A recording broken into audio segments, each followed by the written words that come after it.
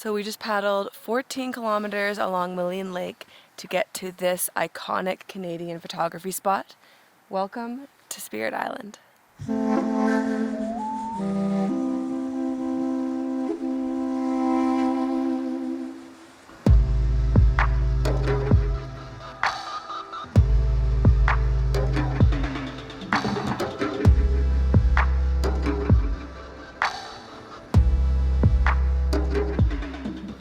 Hello everyone and welcome back to my channel and to Maligne Lake in Jasper, Alberta.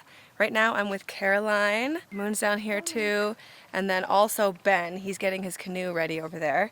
We're just kind of hiding in the shade because it's hot. But we are going on a multi-day kayak and canoe trip out to Fisherman's Bay Campground. So I've got my kayak ready. Me and Moon are gonna ride in here. I've got him a little life jacket, so cute, and then my life jacket's right there. Everything's packed up. If we go over here, Caroline and Ben are going to take Ben's cedar canoe. It is so beautiful.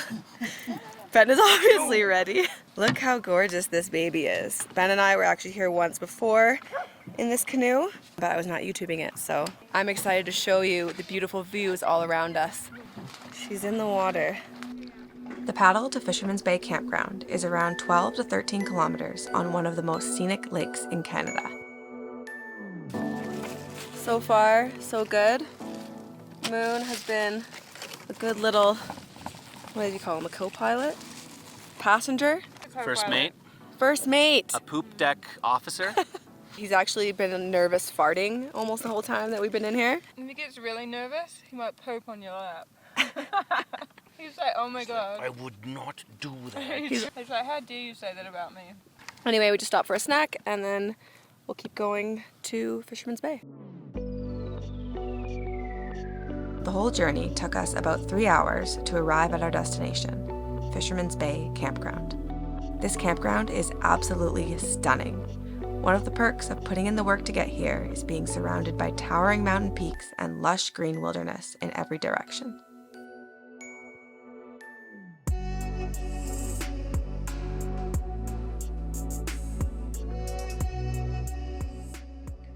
We've made it to camp and it is dinner time.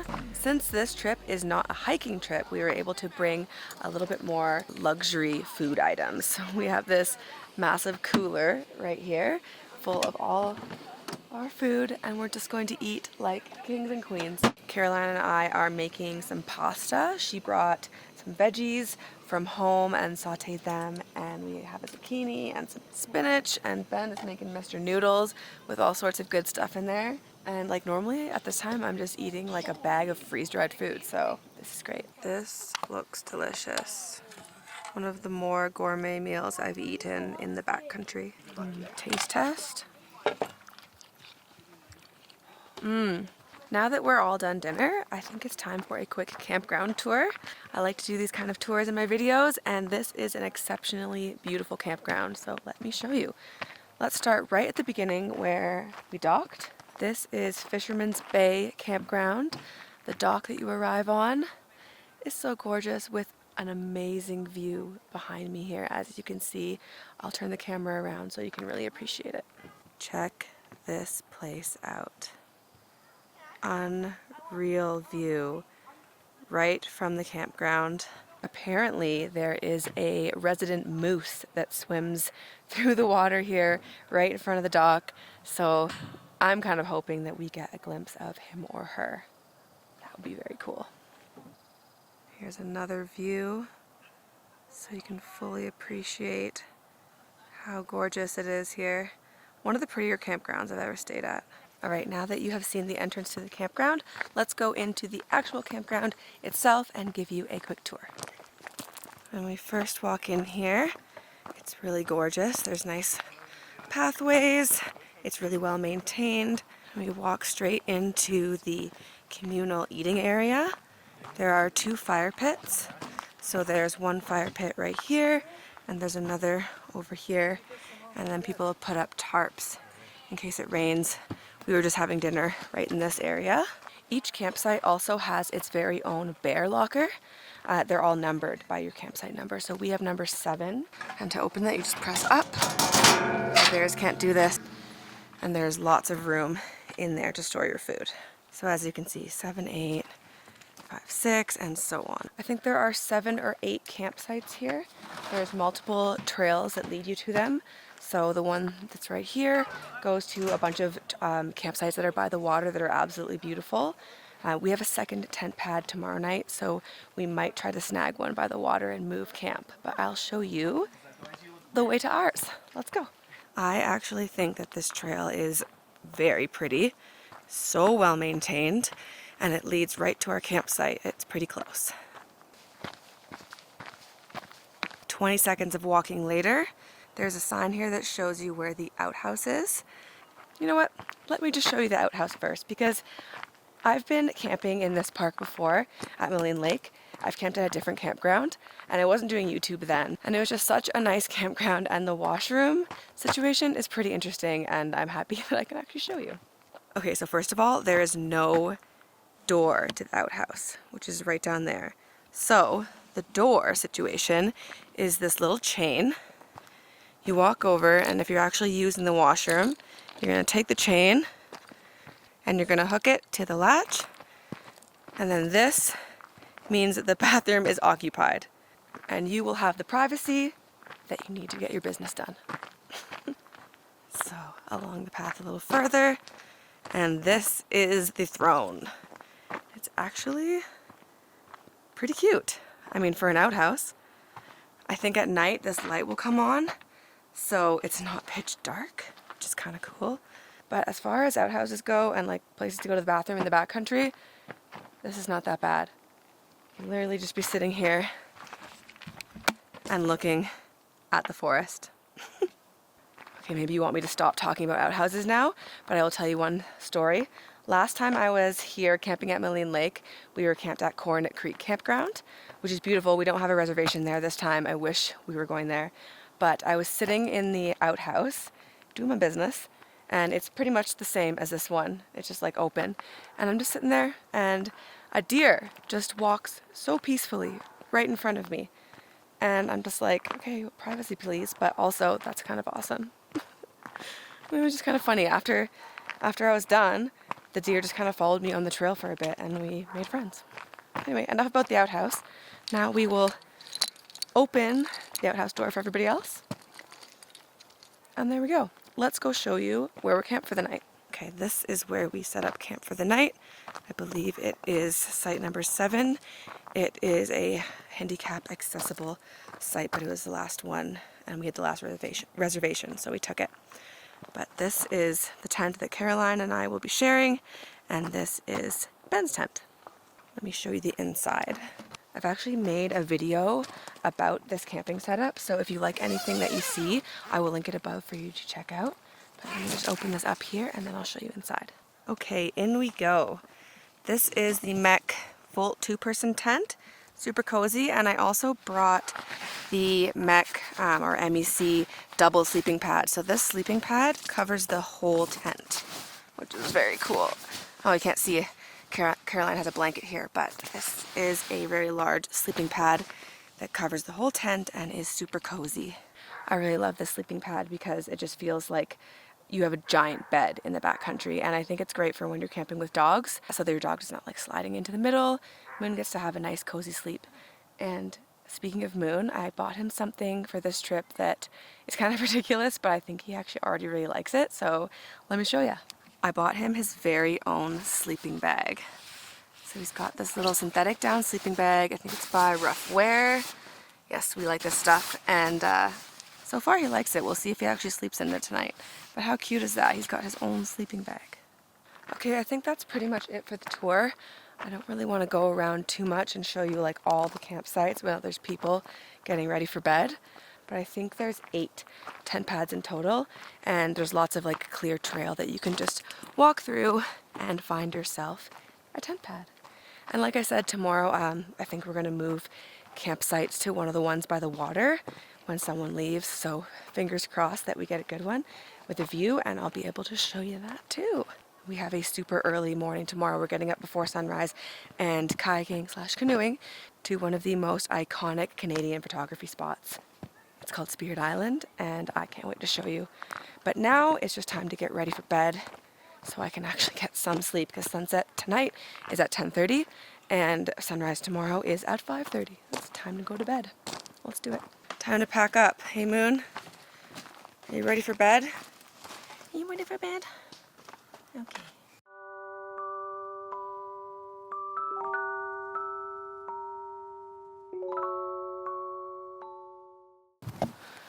Okay, so we have the canoe and the kayak all loaded up.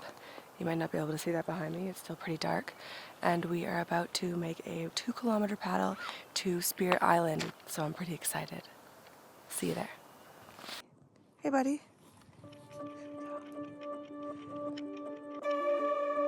Spirit Island is a sacred place for the Stoney Nakoda First Nation. Mountains are considered physical representations of their ancestors, and since the island is surrounded by the same mountain range on 3 sides, it is immensely treasured.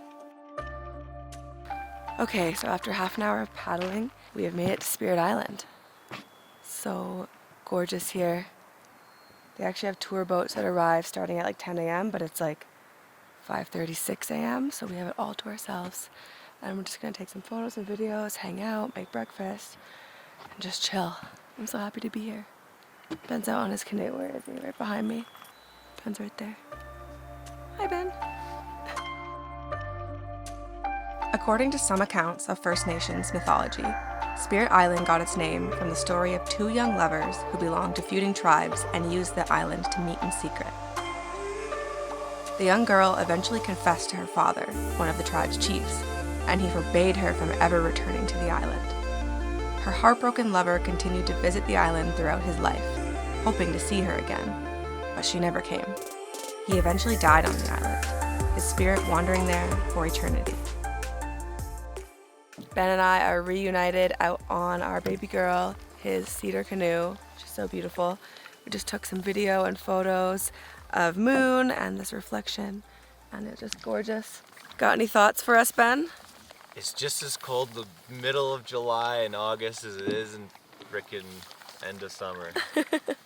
It's a bit chilly today for sure, but at least we didn't run into any ducks. I have actually a funny story about this lake and some ducks that almost tipped us, and I will link the video above for you to check out. It's our Jones Lake video. I told the story with Ben in that last one, but do you want to check that ducks. out? Yeah. Let's go back in. It's time for breakfast and coffee.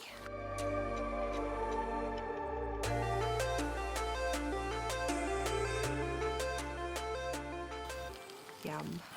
Or you screw it up. Flip it. Yeah. I'm a breakfast girl. Oh, clearly, My look, she's favorite got, meal of the day. she has a hash brown and she has English muffins. Like, that is epic. Okay, she even has bacon. Mind blown. I think I have breakfast FOMO. This is my Quaker instant oats that I always eat backpacking. She's got like a gourmet McDonald's like McMuffin going on.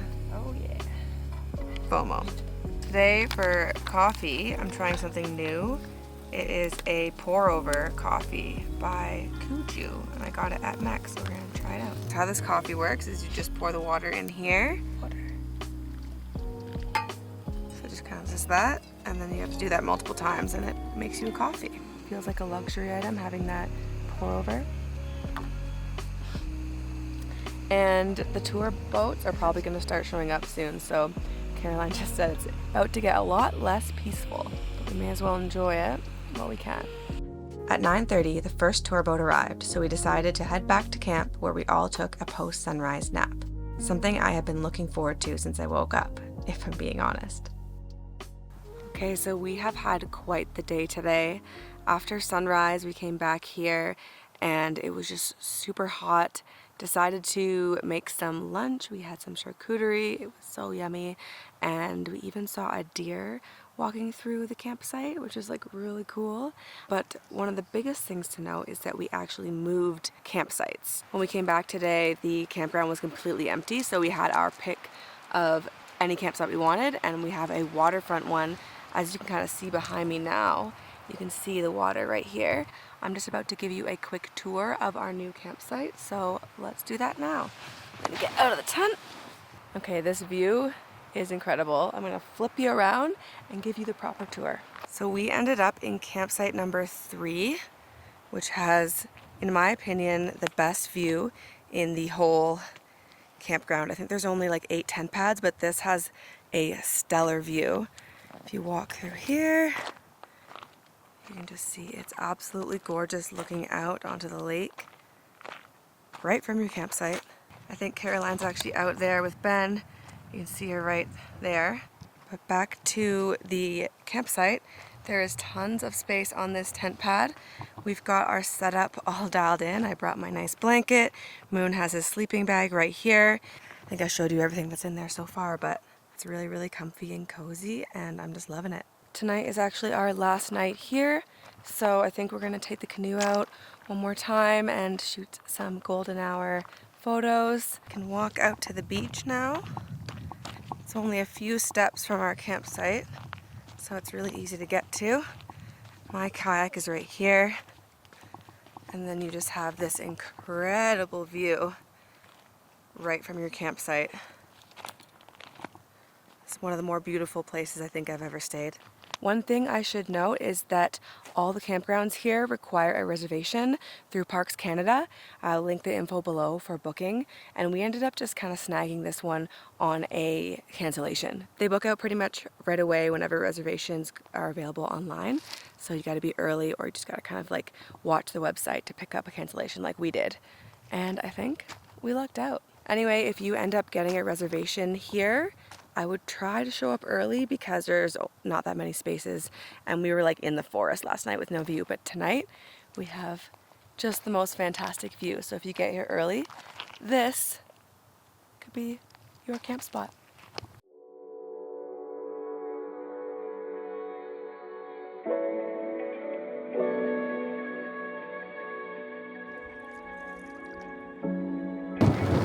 Oh my gosh.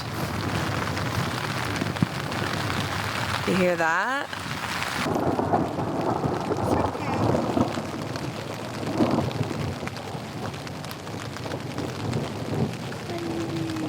So as you just heard, a storm has rolled in, and we are just hanging out in the tent. We got in here just on time. The rain is pouring down, there's lightning, there's thunder, and honestly I think I might have a really good sleep tonight because I love sleeping to thunder. Anyway. Good night. See you in the morning. Oh, I missed it. I got it.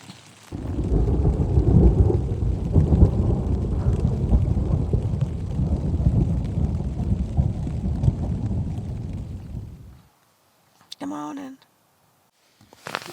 I'm not a morning person.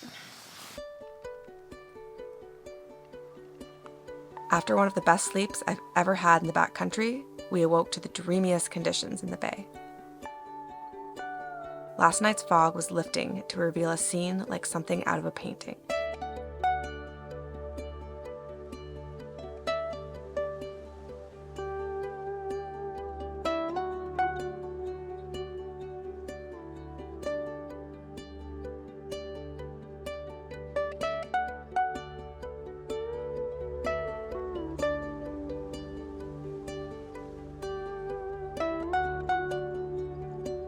Time to go, the crew is ready. Whoa! In the kayak. We got caught in a storm on our paddle back, but thankfully it wasn't too bad. Moon even decided that he would protect us all by growling at the thunder.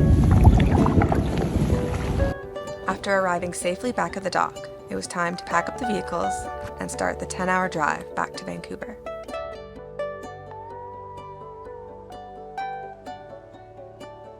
Alright my friends, we are almost at the end of this video.